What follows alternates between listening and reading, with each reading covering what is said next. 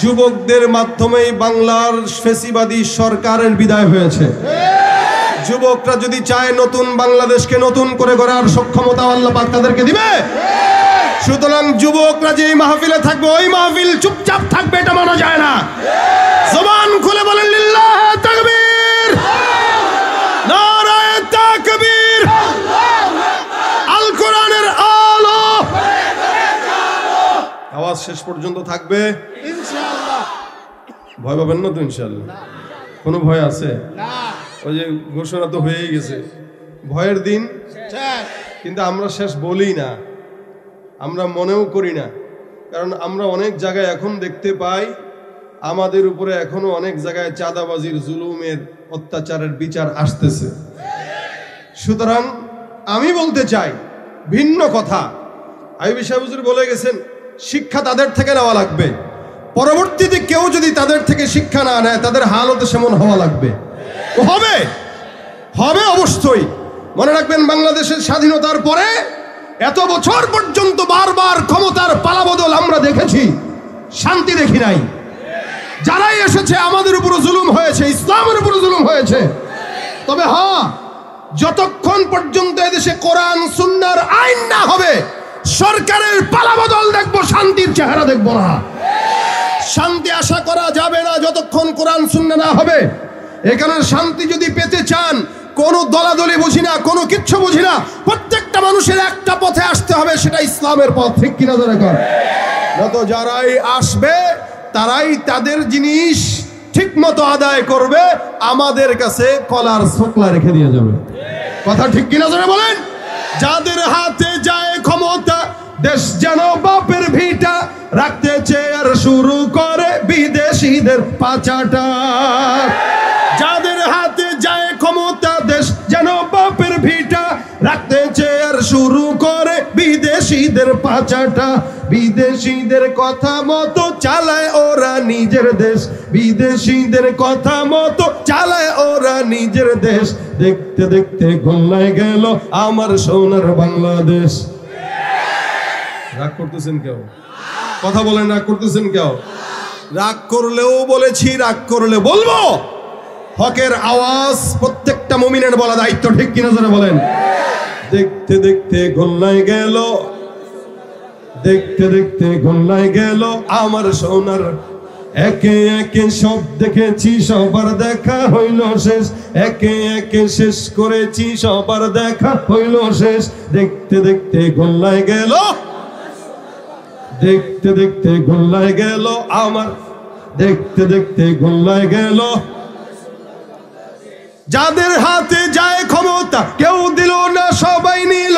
আমরা যে কলুর বলদ, সারা বছর নেয় না খবর, নির্বাচনে খুব দরদ। কেউ দিল না, সবাই নিল। আমরা যে কলুর বলদ, সারা বছর নেয় না খবর, নির্বাচনে খুব দরদ। নির্বাচনের আগে নেতায় ধরে কত রকম বেশ, নির্বাচনের আগে নেতা ধরে কত রকম বেশ। দেখতে দেখতে গোল্লায় গেল, দেখতে দেখতে গোল্লায় গেল। একে একে সব দেখেছি, সবার দেখা হইল শেষ। দেখতে দেখতে গোল্লায় গেল আমার সোনার বাংলাদেশ। দেখতে দেখতে গোল্লায় গেল আমার সোনার বাংলাদেশ। ঠিক কিনা? আর দেখার সুযোগ নাই, অনেক দেখেছি। এখন একটাই দেখা বাকি, সেটা ইসলাম। একটাই দেখা বাকি, সেটা কোরআন। কোরআন যেখানে আমরা থাকবো, আল্লাহ কোরআনের পাখি, কোরআনের পথে চলার তৌফিক আমাদেরকে দান করুন। আল্লাহ পাক কোরআন মোতাবেক জীবন গঠন করার তৌফিক দান করুন। ভাইরা আমার, এই কোরআনের একটি আয়াতে কারিমার অংশ শুরুর থেকে আমি তেলাওয়াত করেছি, যেটা আপনারা সবাই জানেন। মুসলমান যদি কেউ হয়, এই আয়াত এটা সবার জানার কথা। আয়াতুল শুরুতেই আপনারা বুঝে গেছেন যে কি, তার মানে এটা আমাদের সবার মুখস্থ আছে, যদিও অনেকের নাই, অনেকেরই নাই, অধিকাংশেরই আছে বিশ্বাস করি। কিন্তু আমাদের দেশের মুসলমানদের হালত হচ্ছে, এরা নায়ক নায়িকাদের নাম মুখস্থ জানে, কোরআনের আয়াত মুখস্থ জানে না। এরা টিভি চ্যানেলের নাম মুখস্থ জানে, সাহাবা একরামের নাম মুখস্থ জানে না। জিজ্ঞাসা করবেন, বোম মারলেও সূরা ফাতিহা শুদ্ধ করে পড়তে জানে না। সুন্দর করে আলহামদুলিল্লাহ রাব্বিল আলামিন, আর রহমানুর রহিম, এগুলো বিসমিল্লাহির রহমানুর রহিম, এগুলো হচ্ছে আমাদের মানুষদের হাল। অথচ মুসলমান সবাই দাবি করে, মুসলমান প্রত্যেকে নিজেকে দাবি করে, কিন্তু কোরআন জানে না, সুন্নাত জানে না, মনে করে এটা হুজুরদের কাজ। কি বলেন? কোরআন সুন্নাত জানা, ইসলাম চর্চা করে, এটা কি শুধু আলেমদের কাজ না সবার? এটা আপনার জন্য ফরজ। রাসূল সাল্লাল্লাহু আলাইহি ওয়াসাল্লাম বলেছেন, তালাবুল ইলমি ফারিদাতুন আলা কুল্লি। আপনারা মুসলমান না মুসলমান? মুসলমান না বেঈমান? মুসলমান যদি হন প্রত্যেকের জন্যই ফরজ। কতটুকুন বা কিসের জ্ঞান? যেই ইবাদত ফরজ, ইবাদত ফরজ, ইবাদতের ইলম অর্জন করাও ফরজ। নফল ইবাদতের ইলম অর্জন করা নফল, সুন্নাহ ইবাদতের ইলম অর্জন করা সুন্নাহ। সুতরাং ফরজ ইবাদতের ইলম অর্জন করাও কি ফরজ? নামাজ ফরজ না নফল? জোরে বলেন। তাহলে নামাজ সম্পর্কিত যত জ্ঞান আছে অর্জন করা ফরজ না নফল? কিন্তু অধিকাংশ মানুষ দেখেন নামাজ ভঙ্গের কারণ জানে না, তেলাওয়াত শুদ্ধ নাই, 32 বছর, 45 বছর, 50 বছর নামাজ পড়ে ওই সূরা ভুল পড়ে পড়েই পড়তেছে। এটা যে শিখতে হবে তার মাথা ধরেও না, কিন্তু সেও মুসলমান, সেও ইমানদার দাবি করে। আল্লাহ পাক বলেন, অমিনান নাসি মান ইয়াকুলু আমান্না বিল্লাহি ওয়া বিল ইয়াউমিল আখির ওয়া মা হুম বিমুমিনিন। মানুষের মধ্যে একদল থাকবে যারা নিজেরা নিজেদেরকে মুমিন বলবে, আমি বলছি ওরা মুমিন না, এরা মুনাফিক, এরা বেঈমান। যারা কোরআন ওয়ালা নিজেকে মনে করে মুমিন দাবি করে, মুসলমান দাবি করে, কোরআন শিখে না, কোরআন পড়ে না, কোরআন বুঝে না, শুনলেও শুনে না, বুঝতেও বুঝে না, এরা মুসলমান দাবি করতে পারে? হতে পারে? কে বলেছেন কথাটা? কে বলেছেন? এই কথা বুঝে আসলে আমার সঙ্গে কথা বলবেন, পারবেন? কথা বুঝে থাকলে আমার সঙ্গে কথা বলেন। যারা মুসলমান দাবি করে সুন্নত মানে না, মুসলমান দাবি করে ইমানদার না, মুসলমান দাবি করে নামাজ ঠিক মতো পড়ে না, মুসলমান দাবি করে দান সদকা করে না, মুসলমান দাবি করে ওলামা একরাম পছন্দ করে না, আল্লাহর কথা অনুযায়ী তারা মুসলমান না বেঈমান? বলছেন কে এটা? না আমি বলছি? ওমা হুম বিমুমিনিন, আল্লাহ পাক বলছেন এরা মুমিন না, এরা দাবি করে, এরা ভণ্ড। কথা কয় না? এরা কি? তুমি নবীর উম্মত দাবি করো, সুন্নাহ মানো না, নবীর অপমানে তোমার হৃদয় কাঁদে না, বিজাতীয় সংস্কৃতিতে সপেছ পর। অধিকাংশ যুবকের চেহারার দিকে তাকায় দেখেন, চুল এদিক দিয়ে নাই, ওদিক দিয়ে চোখা আছে না নাই? প্যান্টের দিকে তাকাবেন, ছিঁড়া, এই যে এখানে ছিঁড়া রাখে। এখন তো শীতকাল, এখন আর ছিঁড়া রাখবে না। হাঁটুতে ছিঁড়া থাকে, রানে ছিঁড়া থাকে, পিছনে ছিঁড়া থাকে, পাছায়ও ছিঁড়া থাকে। আরে ভাই, পুরুষ মহিলার বিভেদ নাই, এক একজনের এক এক রকম হাল, দেখলে বোঝার উপায় নাই মানুষ না জানোয়ার। মনে হয় চিড়িয়াখানার দরজা খোলা ছিল, কোনো মতে পলে আসছে, কানে দুলও আছে। যুবকদের হাল দেখেন। কিন্তু সে যদি জিজ্ঞাসা করেন কার মতো চুল রাখছো, মেসির মতো। কিন্তু তাকে যদি জিজ্ঞাসা করেন জান্নাতে কার সাথে যাবা, রাসূলের সাথে, হ্যাঁ বলবে কিনা? আরে তুই চুল রাখলি কাফেরের মতো, চুল রাখলে বিধর্মীর মতো, যেতে চাস নবীর সাথে, এত সোজা? কথা বলেন, এত সোজা? কবরে যাওয়ার পরে যদি দেখে পোশাকের অবস্থা তাদের মতো মিল, কার মতো দেখা যায়? ডোনাল্ড ট্রাম্পের মতো, তাহলে যাও তার সাথে যাও। আর দেখা যায় কার মতো? বলে হাবিবে কিবরিয়ার মতো, যাও রাসূলের সাথে জান্নাতে চলে যাও। তুমি বিজাতীয় সংস্কৃতিতে সপেছ পরারে, তুমি কেমন মুসলমান, তুমি কেমন মুসলমান? নামাজের সাথে নাই পরিচয়, মানো না কোরআন, নামাজের সাথে নাই পরিচয়, মানো না কোরআন। তুমি কেমন মুসলমান, তুমি কেমন মুসলমান? তুমি সুদের টাকায় প্রাসাদ গড়ো, ঘুষ ছাড়ো না, দিন দুঃখী না খেয়ে বরে খবর রাখো না। ঘুষ খেয়েও বিচার করো, ঘুষ খেয়েও বিচার করো, সাজিয়া প্রধান। তুমি কেমন মুসলমান, কেমন মুসলমান, তুমি কেমন মুসলমান? তুমি নামাজের সাথে নাই পরিচয়, মানো না কোরআন, নামাজের সাথে নাই পরিচয়, মানো না কোরআন। তুমি কেমন মুসলমান, তুমি কেমন মুসলমান? আছে না নাই? মুসলমান যারা দাবি করেন আয়াতুল কুরসি পারেন না, এদের জন্য এক বালতি ঘৃণা। কি বলেন, ঠিক না? এদের শেখা উচিত না? আপনাদেরও উচিত কিনা? কেন উচিত এটাই আমি আপনাদেরকে বুঝাবো, কেন যে উচিত। প্রত্যেকটা মুসলমানের জন্য এই আয়াতটা একটু বড় হইলেও শিখা দরকার আছে না নাই? আল্লাহ পাক রব্বুল আলামিনের হাবিব বলেন, কোন ব্যক্তি যদি 5 ওয়াক্ত নামাজের পরে, কোন ব্যক্তি, কোন ইমানদার, কোন মুমিন যদি 5 ওয়াক্ত নামাজের পরে এই আয়াতুল কুরসি পড়ে, রাসূল সাল্লাল্লাহু আলাইহি ওয়াসাল্লাম বলেন, লাম ইয়ামনাহু মিন দুখুলিল জান্নাতি ইল্লা আইয়ামুত, মৃত্যু ছাড়া জান্নাতে যাওয়া বাধা দেওয়ার মতো কেউ থাকবে না। সুবহানাল্লাহ, একটু জোরে বলেন সুবহানাল্লাহ। মৃত্যু ছাড়া জান্নাতে যেতে বাধা দিবে না কেউ। তার মানে কেউ যদি 5 ওয়াক্ত নামাজের পরে আয়াতুল কুরসি পড়ে তো বিনা কথায় জান্নাত। সুবহানাল্লাহ। তার মানে তার হায়াত আর জান্নাতের মাঝখানে যেটা পর্দা থাকবে সেটা কি? মৃত্যু। সেটা কি? মরতে দেরি, জান্নাত পেতে দেরি হবে।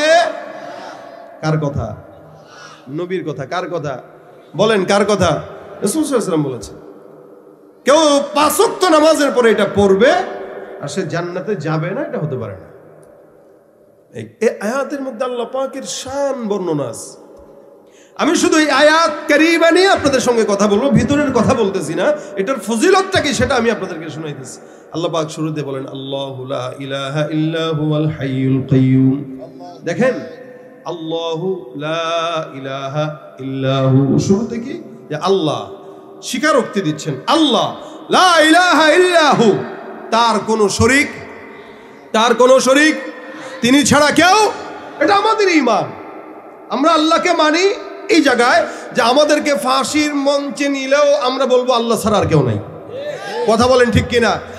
কিন্তু আমাদের দেশের যারা রাজনীতি করে বা অতীতে করেছে, এরা আল্লাহর চাইতেও তাদের দলের নেতাকে বড় মনে করে। কথাটা মাঝখান দিয়ে মেরে দিলাম, কষ্ট পেয়েন না। কিন্তু আল্লাহ বলতেছে কি? লা ইলাহা ইল্লাহু, তিনি ছাড়া কোনো ইলাহ। অথচ আল্লাহর বিরুদ্ধে যারা কথা বলে আসছে এতদিন পর্যন্ত, এদেরকে খোলা জমিনে রেখে রেখে এদেরকে জামাই আদর করে খাওয়াইছে। এখনো পর্যন্ত অবাক লাগে, যেই সমস্ত বেঈমানেরা, যেই সমস্ত খারাপ লোকেরা, যেই সমস্ত জালেমেরা আল্লামা খালেদ সাইফুল আইবি সহ, মামুনুল হক সাহেব সহ সমস্ত উলামা ইকরামদেরকে হাতে কড়া দিয়ে জেলখানায় নেওয়া হয়েছে, ওই সমস্ত জালেমদেরকে জামাই আদরে এখন জেলখানায় পাঠানো হচ্ছে। উচিত ছিল কুকুরের মতো টেনে হেঁচড়ে পাঠানো, কুকুরের মতো টেনে হেঁচড়ে পাঠানো দরকার ছিল। এক একজন আবার সালাম দেয় এমনি, লজ্জা নাই, কতটা বেহায়া, আবার এমনি দেয়। কতটা বেহায়া। ইদা লাম তাস্তাহি ফাসনা মা শাইতা, নবী বলেন, যখন তোর লজ্জা থাকবে না তোর যেমন চাই করবি। লজ্জা শরম কতটা খাইলে পরে ধরা খাইছে, অকাম কইরা যাচ্ছে, আবার হাত দেখাইতেছে। আর আমরাও কিছু বলতেছি না, তারা এভাবেই জেলখানায় যাচ্ছে। অথচ আলেমদেরকে এরাই বন্দি করে পায়ে বেড়ে দিয়ে, হাতে বেড়ে দিয়ে, যেন আলেমরা একটা সমাজের সবচেয়ে বড় চোর। অথচ এই দেশের সবচেয়ে বড় দিন দরদি কেউ যদি থাকে তারা হলো আলেম সমাজ, যারা নিজের স্বার্থ ছাড়া মানুষ গঠন করার জন্য জিন্দেগি বরবাদ করে দেয়। আর আমাদের টাকা চুরি করে, কোটি কোটি টাকা যারা পাচার করে বিদেশ পাঠিয়েছে, ওদেরকে বুক ফুলিয়ে জেলখানায় নেওয়া হচ্ছে। তার মানে এটা জেলখানায় নেওয়া না, আপনার আমার আইওয়াস। কথা বুঝেন না আপনারা? জেলখানায় নেওয়া না, দেখানো যে নিচ্ছি তো, ধরছি তো। এভাবে করলে হবে না। প্রত্যেকটা জালেমের বিচার বাংলার জমিনে করা দরকার, ঠিক কিনা? কারণ তারা আল্লাহর উপরে তাদের নেতাদেরকে প্রাধান্য দিয়েছে। মুসলমান হয়েও তারা আল্লাহর সঙ্গে অন্য কাউকে শরীক করেছে, নিজেদের অজান্তে, নিজেদের অজান্তে। অথচ আল্লাহ পাকের সবক, লা ইলাহা ইল্লাহু, তিনি ছাড়া কেউ। হাইয়ুল কাইয়ুম, জীবিত না মৃত? কথা কয় না। কতদিন জীবিত? আল্লাহু আকবার। আগেও ছিল, এখনো, ভবিষ্যতেও ঘুমায়। কথা বলেন, ঘুমায়? আপনারা ঘুমান কিনা? আমি ঘুমাই কিনা? এলাকার চেয়ারম্যান ঘুমায় কিনা? মেম্বার ঘুমায় কিনা? চেয়ারম্যান ঘুমাইলে এলাকা চলে, মেম্বার ঘুমাইলে এলাকা চলে, রাষ্ট্রের প্রধান না থাকলে রাষ্ট্র চলে, মাওলায় ঘুমাইলে না তন্দ্রাচ্ছন্ন হইলেও দুনিয়া চলতে পারে না।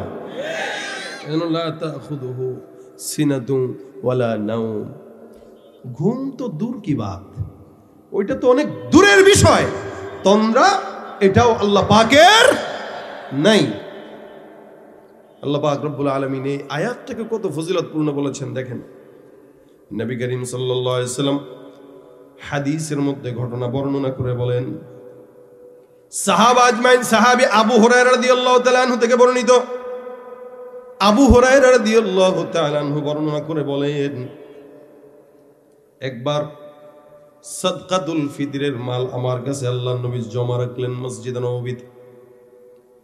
আমার কাছে পয়গম্বর জমা রেখে বললেন, সাদকাতুল ফিতরের যে মালগুলো আছে এগুলো তোমার কাছে আমানত, এগুলো সুন্দর করে জমা রাখো। আমার কাছে সুন্দর করে সময় মতো বুঝায় দেওয়ার জন্য তোমার কাছে আমি দিলাম, এগুলো তোমার কাছে জমা রাখবা। খবরদার খবরদার, এটার যেন আমানতের কোনো খেয়ানত না হয়। আবু হুরায়রা বর্ণনা করেন, আমি রাত্রিবেলা পাহারা দেওয়ার জন্য সজাগ থাকতাম, দিনের বেলা ঘুমাতাম। রাত্রিবেলা সজাগ থেকে আমি মাল পাহারা দিতেছি, ইবাদত করি। হঠাৎ করে আমার ঘরের মধ্যে একটা চোর ঘরে ঢুকলো। ঘরে ঢুকার পর আমি টের পেয়ে গেলাম। আমি তাকায় দেখি চোরটা সুন্দর করে সাদকাতুল ফিতরের মালের মধ্যে হাত দিয়ে দেয়। আমি তাকে দূর থেকে ধরে ডাক দিয়া বললাম, কি ব্যাপার, এই জায়গায় হাত দিলা কেন, তুমি কে? বলে, আমি একজন অভাবী লোক, সংসারে আমার সন্তান খেতে পারে না, বিবিও খায় না, আমি এই জায়গায় আসলাম, কিছু মাল যদি নেওয়া যায় তাহলে আমার বিবিকে খাওয়াইতে পারবো, সন্তানরে খাওয়াতে পারবো, যার কারণে এই জায়গায় আসলাম, দয়া করে আমাকে ছেড়ে দেন। একটা চোরকে ধরছে, যে ঢুকছে সে কি চোর, চুরি করার জন্য ঢুকলো। আবু হুরায়রা বর্ণনা করে, আমি চোরকে ধরেও বাঁধতে যেও বাঁধলাম না।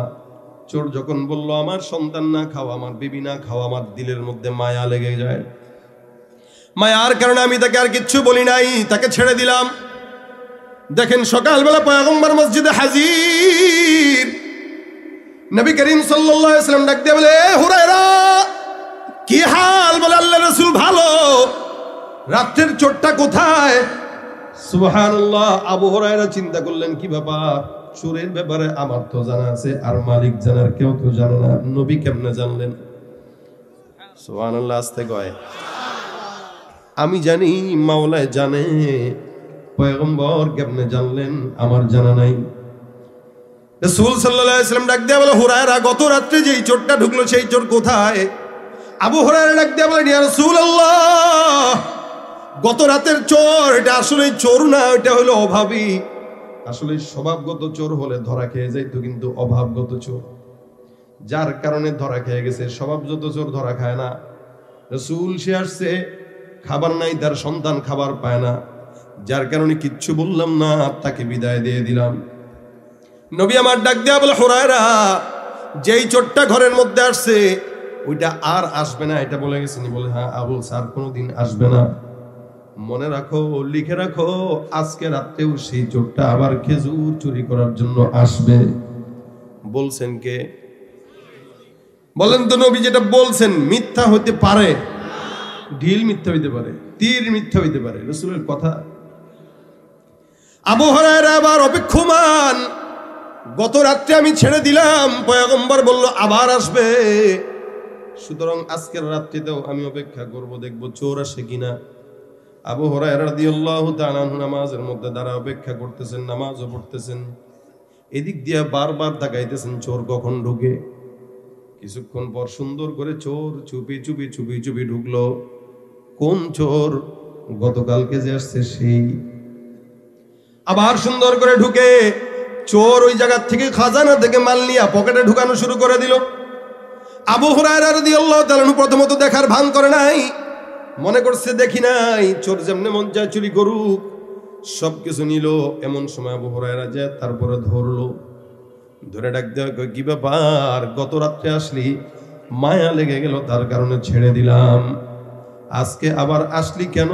হুজুর গত রাত্রে চুরি করতে গেছি, চুরি তো করতে পারি নাই।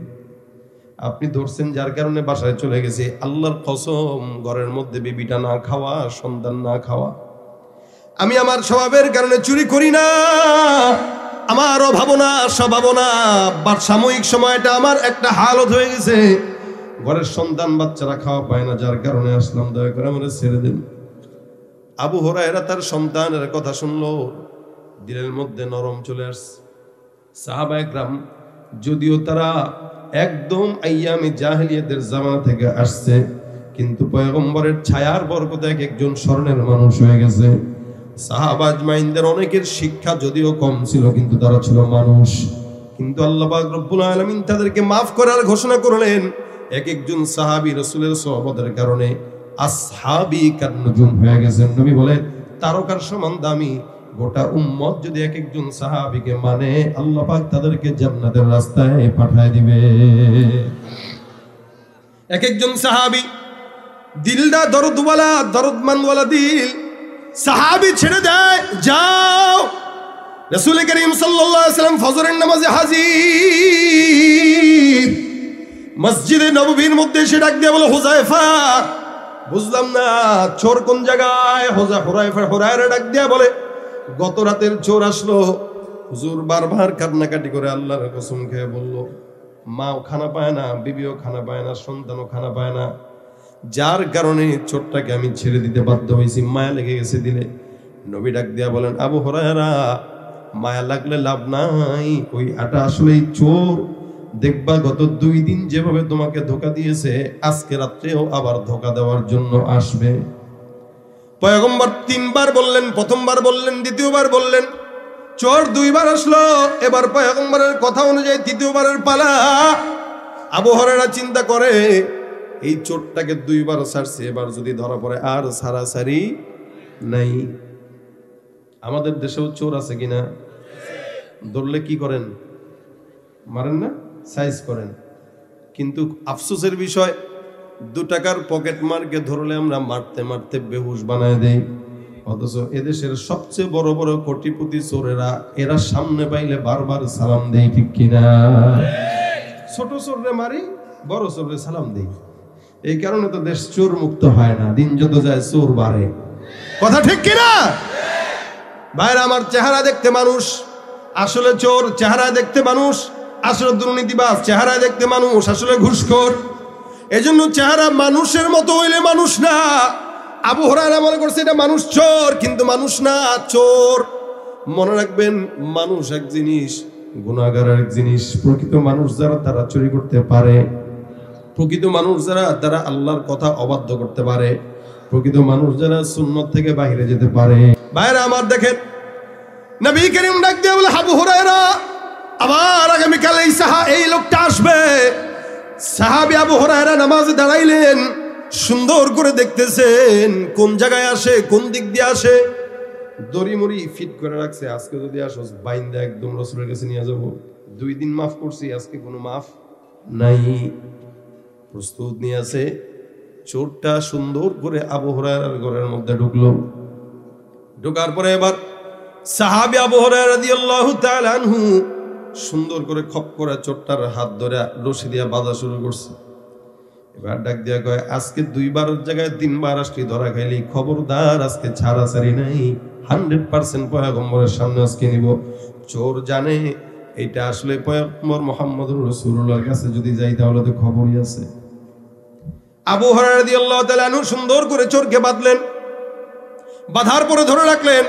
নামাজ পড়তেছেন, চোর হাত পা বাঁধা। মনে মনে চিন্তা করে কোন ফাঁক ফোকর খুঁজে পালানোর সুযোগ নি পাওয়া যায়। দান্দাবাজিক চিন্তা মাথার মধ্যে আটতেছে।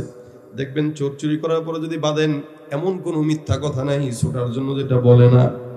কসমও খায়, মায়ের কসম, বাপের কসম, চোখের কসম, ঠোঁটের কসম, নাকের কসম, তাও ছাড়া দরকার। চোর বিভিন্ন কথা দিয়ে আবু হুরায়রা থেকে ছুটতে চায়, সুযোগ নাই। রাসূল বলছেন 3 বার তুই ধরা খাইছস, আজকে নবীর কাছে নেওয়া হবেই।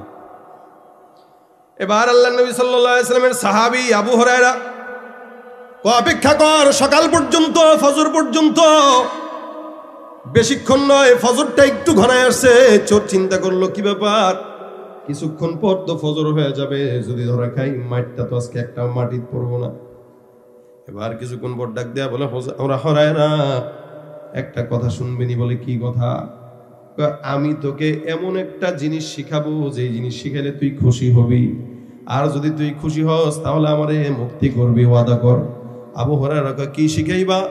আমি তোমাকে কোরআন থেকে একটা আয়াত শিখাবো, যে আয়াতটা তুমি জানো না, এটা জানার পর যদি তুমি খুশি হও কথা দাও আমাকে ছেড়ে দিবা। আবু হুরায়রাকে লোভ দিস। আবু হুরায়রা কোন সাহাবী, যেই সাহাবী ইলমের জন্য মসজিদে নববীর গেটে 24 ঘন্টা পড়ে থাকতেন, ক্ষুধার যন্ত্রণায় ছটফট করে কাতরাইতেন, মানুষ মনে করতো ওর মনে হয় মির্গি বেরাম ধরছে। এই সাহাবী আবু হুরায়রা, তাকে লোভ দিতেছে ইলমের লোভ। বলেন তো এই ইলমের লোভ কি সামলাইতে পারে? ইলম ওয়ালা যারা, এরা ইলমের লোভ সামলাইতে পারে না, দুনিয়ার ক্ষমতাকে ছুড়ে ফেলে ইলমটাকে একটু হইলেও সেটাকে দিলের ভিতরে ঢুকানোর জন্য পাগল হয়ে যায়। সেখানে আবু হুরায়রার মতো একজন সাহাবী, সবচেয়ে বেশি হাদিস বর্ণনাকারী সাহাবী, আবু হুরায়রাকে বলতেছে তোমাকে আমি কোরআনের একটা আয়াত শিখাবো, তুমি কি শিখবা? আবু হুরায়রা কয় অবশ্যই শিখবো। শিখলে আমারে ছুটাইবা? অবশ্যই ছুটাবো। আবু হুরায়রার মাথায় ওটা চলে গেছে রাসূল বলেছেন ধরে রাখতে, কিন্তু যা আছে খালাস রাসূলকে বুঝিয়ে দেবো একটা, আগে ইলম শিখি। আবু হুরায়রা কয় তুই আমার ইলম শিখাবি? বলে হ্যাঁ। মিলাইতে পারতেছে না, চোর চুরি করতে আসছে, চোর বলে ইলম শিখাবে, তার মানে চোরের কাছে ধর্মের কথা আমরা গত 16-17 বছর শুনছি। কিন্তু আবু হুরায়রা বিপদে পড়ছে তো চোরের কাছে ধর্মের কথা শুনতেছে। চোরে আবু হুরায়রাকে ডাক দিয়া কয়, এই আবু হুরায়রা তুমি আমারে বানছো, আমার আপত্তি নাই, কিন্তু তোমাকে যেটা শিখাবো এটা অনেক দামি আয়াত আল্লাহর কাছে, আমি জানি, কিন্তু আমি এটাও জানি এটা তুমি জানো না।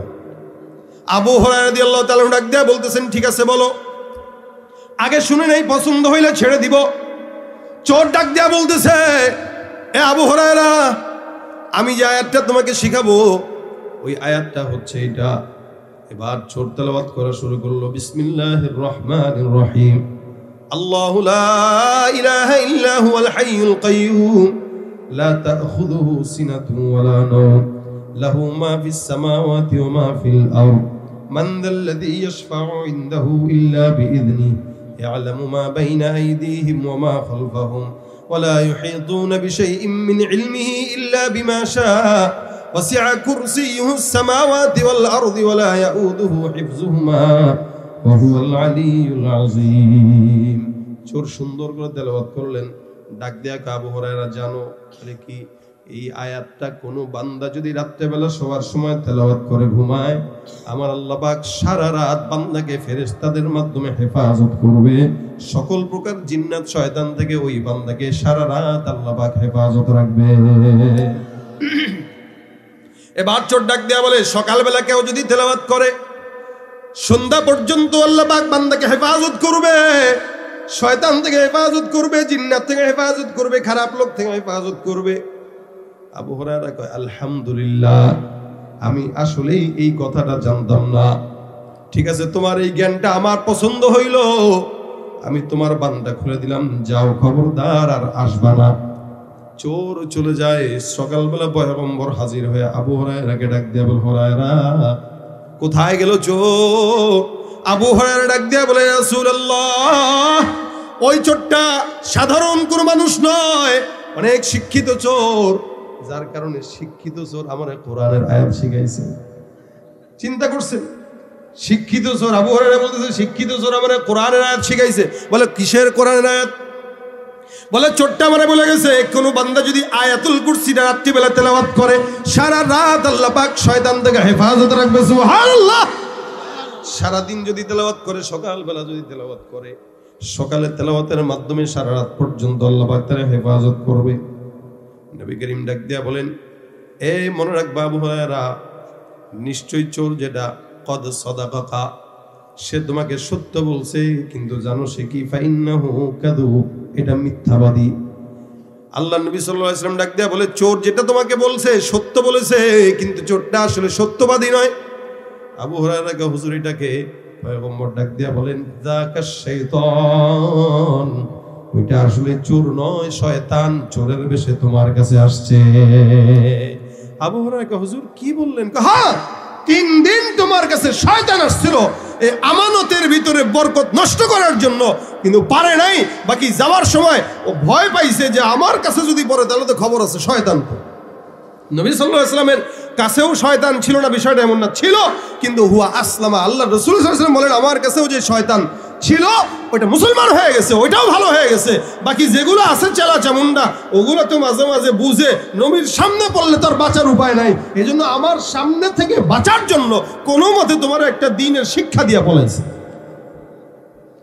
কিন্তু কথাটা বলছে কি, কথা কয় না, কথা বলছে কি, হাদিস শরীফে রাসূল বলেন কেউ যদি রাত্রিবেলা তেলাওয়াত করে ঘুমায় সারা রাত শয়তান থেকে হেফাজত রাখবে। অনেক সময় বাচ্চারা কান্নাকাটি করে, এমনি হাউমাউ করে কান্দেছে, মা কোলে নিয়ে কত গল্প শোনায়, কত কিছু বলে, গান শোনায়, বাচ্চা কান্না থামে না। আয়াতুল কুরসি পড়ে ফু দেন, কান্না থেমে যাবে ইনশাআল্লাহ। রাত্রে 3টার দিকে কোন হুজুরে পাবেন ফু দেওয়ার জন্য? হুজুরের ফুট চাইতে আপনি বাবা মা হিসেবে আপনার ফুট দাম অনেক বেশি থাকবে, কি বলেন ঠিক না? এদিক দিয়া উবাই ইবনে কাব রাদিয়াল্লাহু তাআলা আরেকটা ঘটনা বর্ণনা করেন। উনি বলেন আমার একটা বাগান ছিল, বাগানের মধ্যে অনেক খেজুর, অনেক ফসল। খেজুরের বাগানে আমি একবার গেলাম, যে দেখলাম একটা কিশোর যুবক দেখা যায়, কিন্তু যুবকের চেহারা কেমন জানি মানুষও না, জিনও না, ভয়ঙ্কর।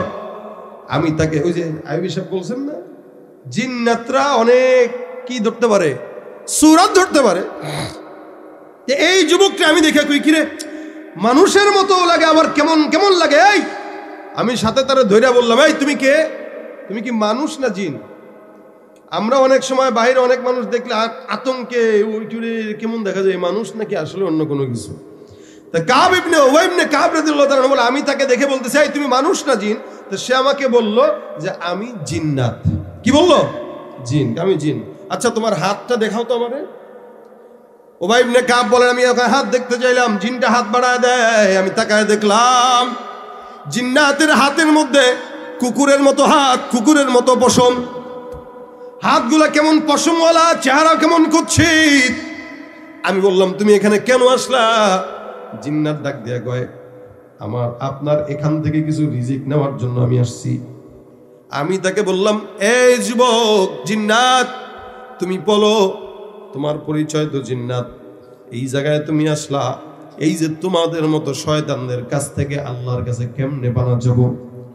ওই জিন্নাত উবাই ইবনে কাবকে ডাক দেয়া বলতেছেন, এই সাহাবী আপনি বিশ্বাস করবেন না, সমস্ত জিনদের মধ্য থেকে সবচাইতে শক্তিশালী আল্লাহ আমাকে বানাইছে। আমাদের থেকে আপনারা যদি মুক্ত পেতে চান, হেফাজত থাকতে চান, আয়াতুল কুরসি পড়বেন। কোন বান্দা যদি আয়াতুল কুরসি পড়ে আল্লাহ পাক আমাদের মতো শয়তান জিন্নাতদের থেকে তাদেরকে হেফাজত করবে। সুবহানাল্লাহ। এই জন্য নবী ডাক দিয়া বলেন মান করা আয়াতুল কুরসি ফি দুবুরি কুল্লি সালাতিন মাকতুবা, 5 ওয়াক্ত নামাজের পরে কোনো বান্দা যখন আয়াতুল কুরসি পড়বে আমার আল্লাহ ওই বান্দাকে জান্নাত দান করবেন।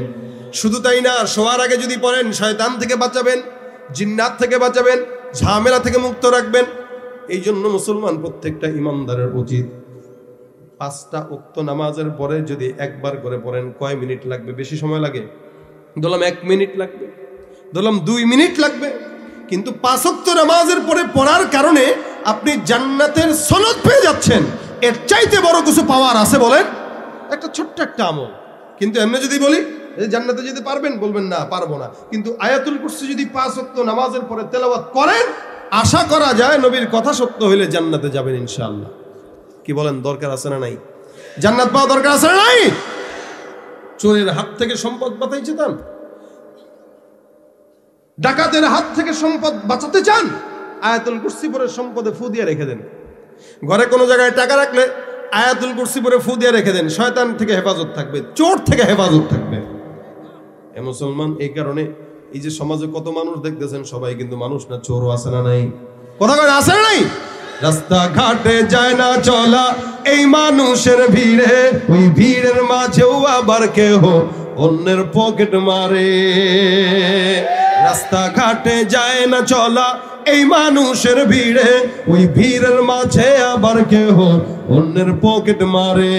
তাকেও যদি মানুষ বলো আমার বলার কিছুই নাই, তাকেও যদি মানুষ বলো আমার বলার কিছুই নাই। মানুষ দেখতে চলো এবার জাদুঘরে যাই সবাই, হায় রে সাধের দুনিয়ায় মানুষ পাওয়া বড় দায়।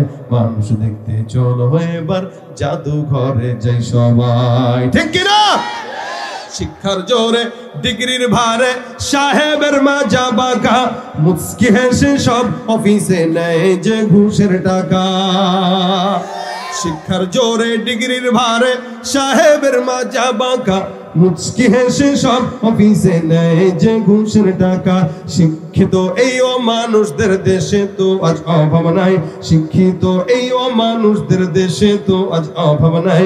মানুষ দেখতে চলো এবার জাদুঘরে যাই সবাই, হায় রে সাধের দুনিয়ায় মানুষ পাওয়া বড় দায়। মানুষ দেখতে চলো এবার জাদুঘরে যাই সবাই, ঠিক না? চোর সব জায়গায় আছে, চোরের অনিষ্টতা থেকে বাঁচতে এই আয়াতুল কুরসির বিকল্প কিছু এখানেও থাকতে পারে। বাসায় যেয়ে দেখবেন মোবাইলটা শেষ, দেখবেন 500 টাকা নিয়ে গেছে। এই কারণে যখন সুযোগ হয় আয়াতুল কুরসি তেলাওয়াত করবেন। এটা আপনার জান্নাতের রাস্তাকেও সহজ করবে, আপনার সমস্ত প্রকার বিপদ আপদ থেকেও হেফাজত করবে। কি বলেন? কথা বুঝতে পারছেন? কয় ওয়াক্ত নামাজের পরে পড়বেন? কয় ওয়াক্ত? 2 ওয়াক্ত নয়, কয় ওয়াক্ত?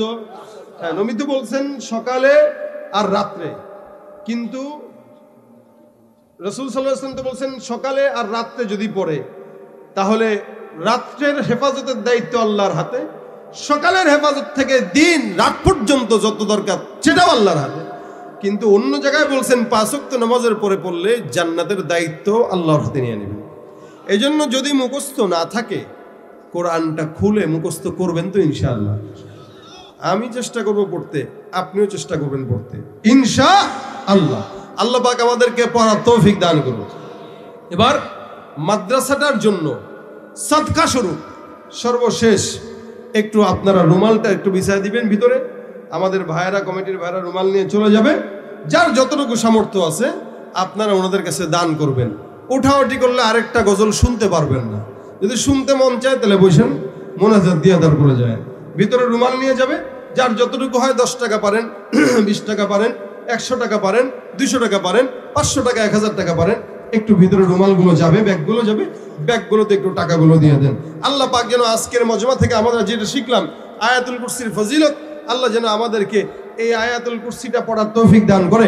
5 ওয়াক্ত নামাজের পরে এবং সকাল বিকেলে যাবতীয় সমস্ত অকল্যাণ থেকে, অনিষ্টতা থেকে আল্লাহ যেন আমাদেরকে মুক্তি দান করে। জোরে বলেন আমিন। যারা আজকের এই প্রোগ্রামে আয়োজন করেছে, যারা বসেছেন, টাকা করছো কামাই, এত টাকা রাখবা কোথায়? কাফনের তো পকেট নাই। হালাল হারাম না মানিয়া কত টাকা করছো কামাই, এত টাকা রাখবা কোথায়? কাফনের তো পকেট নাই। টাকা পয়সা লইয়া কি কেউ কবরে গেছে? টাকা পয়সা লইয়া কি কেউ কবরে গেছে? কি জবাব দিবি রে তুই আল্লাহর কাছে? ওর মানুষ হইছো বেহুশ দুনিয়ার পিছে, কি জবাব দিবি রে তুই আল্লাহর কাছে? দুনিয়ারই মোহে পড়ে খোদাকে গেছো ভুলিয়া, জানো কি কবে কখন ছাড়তে হবে এই দুনিয়া? দুনিয়ারই মোহে পড়ে খোদাকে গেছো ভুলিয়া, জানো কি কবে কখন ছাড়তে হবে এই দুনিয়া? মরণকালে টাকা কি কারো সঙ্গে থেকেছে? কি জবাব দিবি রে তুই আল্লাহর কাছে? ওর মানুষ হইছো বেহুশ দুনিয়ার পিছে, কি জবাব দিবি রে তুই আল্লাহর কাছে? কি জবাব দিবি রে তুই আল্লাহর কাছে? আল্লাহ আমাদের সকলের দান কবুল করুক। যারা নিয়ে আসছেন, নিয়ে গেছেন, সবগুলো স্টেজে নিয়ে আসেন। যারা দান করেছে 1 টাকা থেকে শুরু করে 10,000 টাকা বা যে যতটুকু দান করেছে, আল্লাহ পাক